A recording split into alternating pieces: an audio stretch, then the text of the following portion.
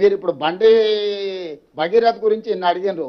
KTR బావమార్తి form హౌస్లో డైరెక్ట్గా drugs తీసుకొని దొరికితే ఎందుకో కేటీఆర్ మా బావమార్తిని ఒంగబెట్టి పిల్లలు వాళ్ళగొట్టని పోలీస్ స్టేషన్లో పోయి కోదండం ఎక్కించండి అని ఎందుకో చెప్పలేదు. మా బావమార్తి దీపావళి పండుగ చేసుకుంటుండు, చిచ్చుపుట్ల బదులు సారా బూట్లు పెట్టుకున్నాడు. మా బావమార్తి బతిపూల బదులు గంజాయి పూలు లేకపోతే కొకేన్ పెట్టుకున్నాడు. మీరు ఎట్లా అరెస్ట్ చేస్తారని బయటకు వచ్చి మాట్లాడాను కదా. ఈ సిగ్గులేనోడు మరి బావమార్తి ఫామ్ హౌస్లో డ్రగ్స్తో దొరికితేనేమో కేసు కాదు, ఇంకో ఎమ్మెల్సీ కోడి పందాలతో దొరికిండు, దాని మీద లేదు.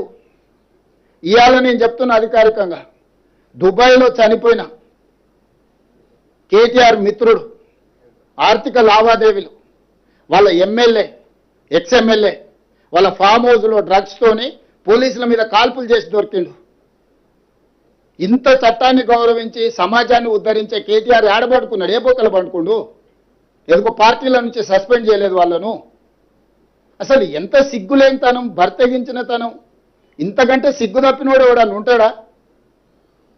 మరీ సిగ్గు లేకుండా మాట్లాడిందా. నిన్నదాకా మనం ఆయన బెయిల్ వచ్చింది, ఫామ్ హౌస్లో డ్రగ్స్తో దొరికి పోలీసుల మీద కాల్పులు జరిపినోడు వాళ్ళ పార్టీ కనీసం ఆయన నోటీస్ ఇవ్వలేదు, ఆయన పార్టీల నుంచి సస్పెండ్